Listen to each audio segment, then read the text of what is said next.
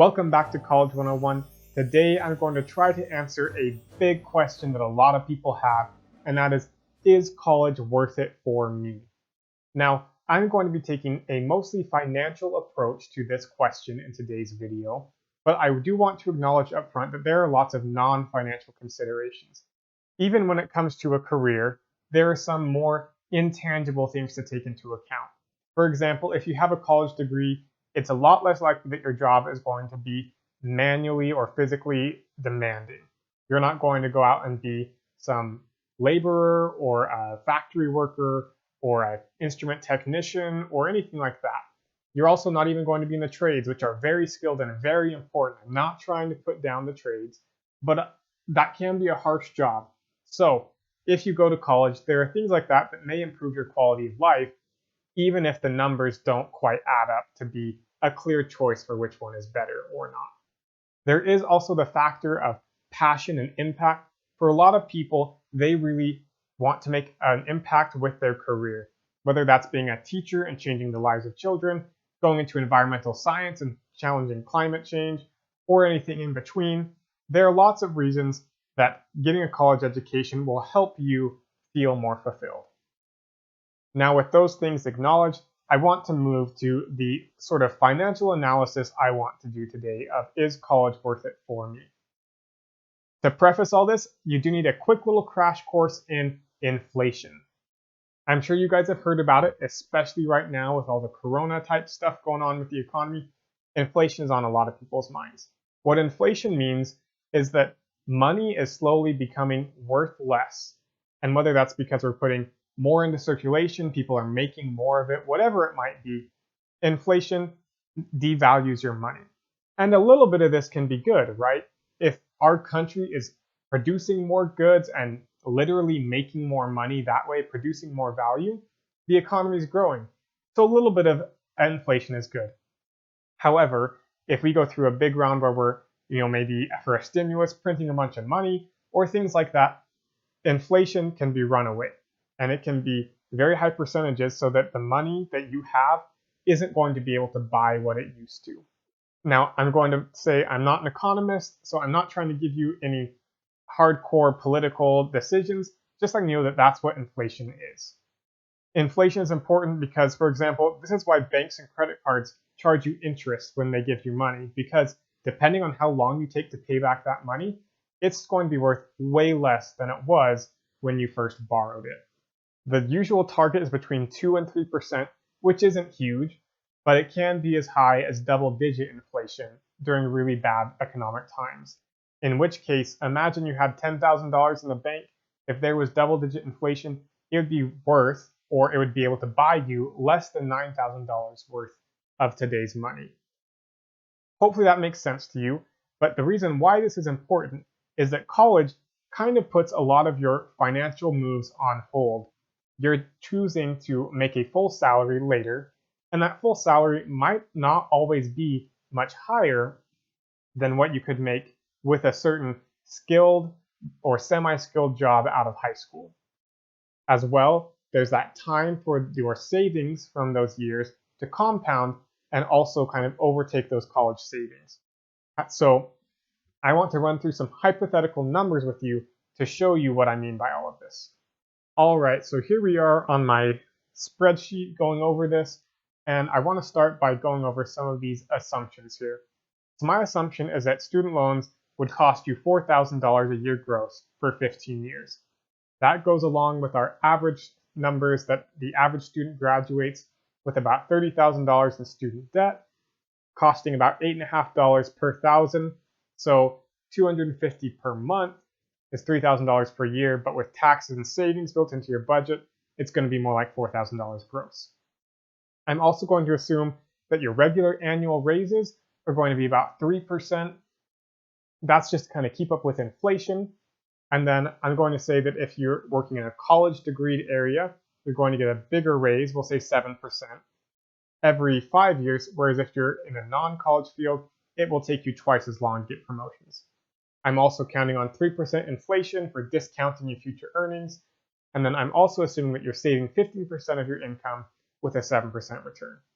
If none of this is making sense to you, go back to the beginning of this College 101 playlist and watch the 5 financial topic videos at the beginning, and that'll give you a good foundation for all of this. Now that you're back to this video with that knowledge in hand, let's go and take a look at the greater spreadsheet. So we come here, and I'm assuming, let's say, that your starting high school salary, if you took a semi-skilled job out of high school, would be 15 bucks. This is if you search really hard and try and find a position that's a little more skilled than customer service or fast food, and so maybe you go and try and work for a mechanic, or you become an administrative assistant, or something like that that might pay a little better than just, a fast food job or whatever kind of job might be readily available. So $30,000, not a huge income, definitely hard to live on that income on its own. And you see here that if you go to college, I'm assuming that your salary is $0 for 4 years. You might have some money coming in, but with all the money you're spending, you probably don't really have much of a net salary. You see here as well, I have colleges for total earnings for high school and college, so those start adding up over the years. And I also have columns where I adjust for inflation. So you see if you account for inflation, you're getting a 3% raise every year, but 3% inflation, your salary for that high school job isn't actually really changing for several years. Then you see when you get that promotion, it bumps up to be higher. You also see here I have a couple of columns that are keeping track of your savings. And so you see that savings starts right away if you go and get a job, and that starts to compound. On that salary, maybe you're saving $4,500 a year, but by that next year, you're putting a little bit more in because your salary went up from a raise, and then it's also growing, so you end up with more than double after your second year. So this kind of illustrates the point. I ran this at 3 different price points as well as the baseline high school earnings and came up with these results in this table here. And I actually ran each of the data sets twice, one where you do have student loans and one where you don't, so we can talk about that.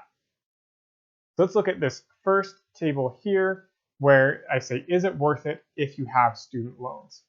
All right, so let's look at that first line, the high school line, where you have a starting salary of $30,000. If you worked for a 45-year career, including those raises I put in, your total earnings are going to be $3.5 million. Now, if you adjust for inflation, it would be like $1.5 million of today's dollars. So imagine that that over the course of your life you earned and could buy whatever $1.5 million will buy you today.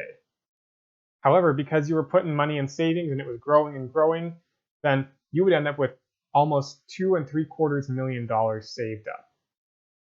Now, this is, of course, assuming ideal conditions where you never draw that off, you never have much of a lapse of employment, and things like that. Now let's compare this against a low-end college salary. Maybe I put in $43,000. Because if you remember back to my first video, or rather an early video, I say that if you want to live on your own, you should hopefully make at least $45,000, so somewhere around there.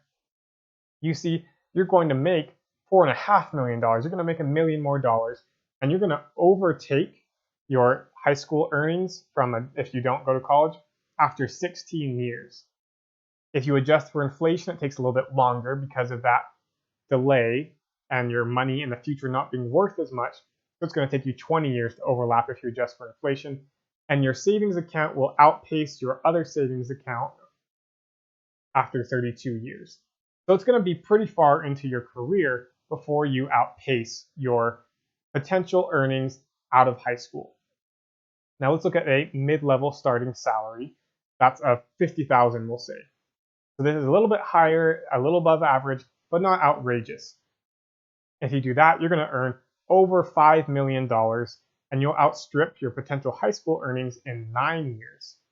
As well, your total earnings will, adjusted for inflation, will outpace in 11, so about an extra 2 years, and your total savings will outpace them in 15 years, at which point you'll just keep earning more and more for a total of $3.5 million in your savings account. So that one's a lot better, clear advantage. The last category is a high-paying college degree, one that will maybe give you a starting salary of $70,000. This means you need to be working for a high-end company or in a very lucrative field like, I don't know, maybe computer science or something like that.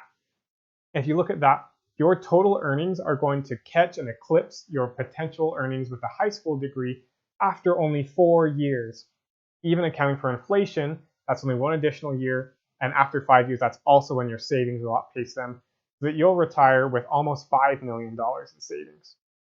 Again, these numbers can be ideal, but you see the clear advantage, and the more money you're going to make, the easier it is to answer the question financially if college is worth it for you.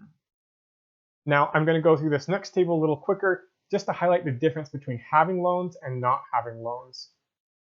So if you can avoid loans, if you work super hard, maybe if you delay a little bit, work for a year before you start college, whatever it takes, then we have that same baseline for high school, but that low college income of $43,000, you're going to end up with an extra $200,000 in savings, and you're going to outstrip your savings potential in 11 years faster.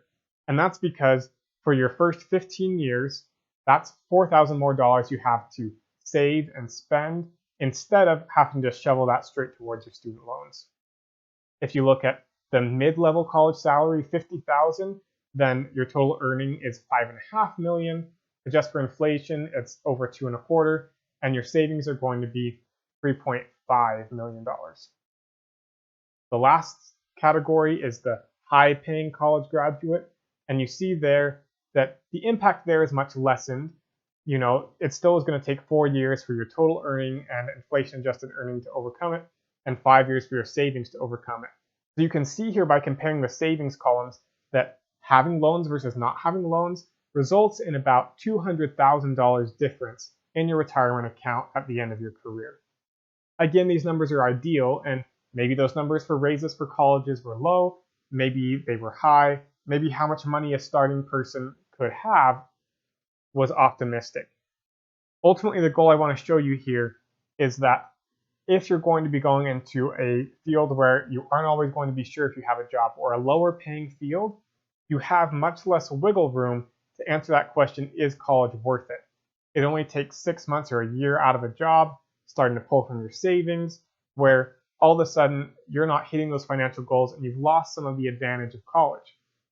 If you're in a higher paying field, it becomes much more of a no-brainer on paper.